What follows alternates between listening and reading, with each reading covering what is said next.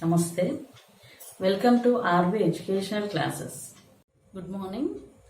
Today's our topic is impulse. In the last videos, we will discuss about Newton's second law in two types. That is, one F is equal to ma is derived in two ways. In a second way, we will derive the Newton's second law in terms of change of momentum. So what is the statement of Newton's second law according to change in momentum? So let us once recall it. The statement of it. The net force of the body is directly proportional to rate of change of momentum.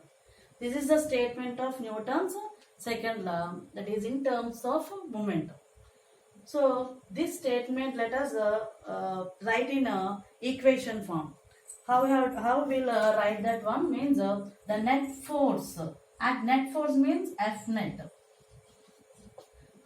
of the body is directly proportional to rate of means we are comparing with the time interval.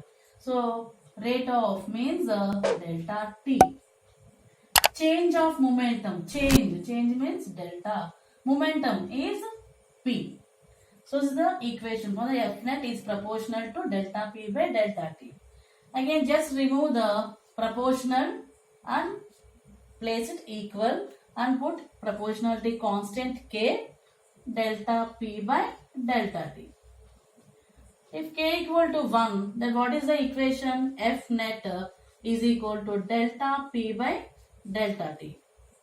Take this delta T to this side, then F net then into delta T is equal to delta P.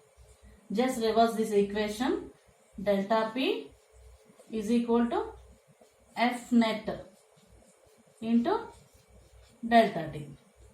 What is this delta P? This is the change in momentum. Change in momentum means momentum formula is mass into velocity, means mv minus mu.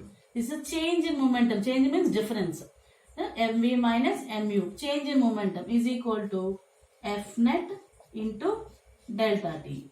This change in momentum is called as impulse. Impulse means nothing but change in momentum. Impulse is equal to F net into delta t. What is the F net? Resultant force acting on the body. Delta t means the interaction time. This delta t is the interaction time. What is interaction time means? When the two bodies are met, the time at which time, at what amount the time the two bodies are meeting time. So F net into delta t. Delta t is nothing but interaction time. So impulse can be defined as the product of resultant force and interaction time. And in other words, this impulse is defined as a difference between the or change in the momentum. So this is the definition of impulse. So let us understand this impulse force by taking an example. So what is that example? Look at the example. Let us understand this by taking an example. Take two eggs and drop them from certain height, from equal heights. So but one is one egg is falling in a hard surface, other egg is falling down on the smooth surface. So what is the difference between these two eggs means? One is hard surface, another one is fall down on the smooth surface. What do you think? Which egg will be break? Yes, obviously the first egg will break. Why? Because it is falling on the hard surface. Why the egg breaks when it hits on the hard surface means here a large amount of force is acting on the egg in a short interval of time. Means here the interaction time is less, but the net force acting on the body is large. So larger force is acting on the egg because due to that reason the egg breaks. So once look at the board, here impulse is equal to F net into delta t. So here F net is larger forces. and it is short. And it is short. Just this is large means in upward direction. It is short. So it is larger force and it is short. So due to acting of a larger force, the egg is breaks. So for F net is large quantity.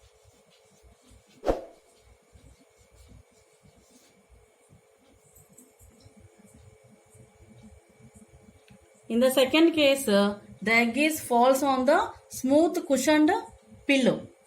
So here cushioned pillow applies a small force on the egg, but the interaction time is very large. So in the large interval of time, very small force is acting on the egg. So it does not breaks because the force acting on the egg is very small. So now look at the board. Impulse is equal to F net is into delta T. So here F net is very small. Small force is acting on the body. But the interaction time is large. So large in the where interaction time is very large. So here the small force is acting on the egg. So here the egg does not breaks. So here F net is in small. But in both cases, the impulse, quantity of impulse is same. The amount of impulse is same.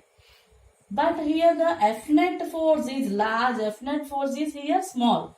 So on the hard surface, F net force is large. On the smooth surface, F net force is small. So here the force, F resultant force decides the breaking of the egg. So this is about the impulse forces. Thank you for watching this video. If you like this video, please share and subscribe it.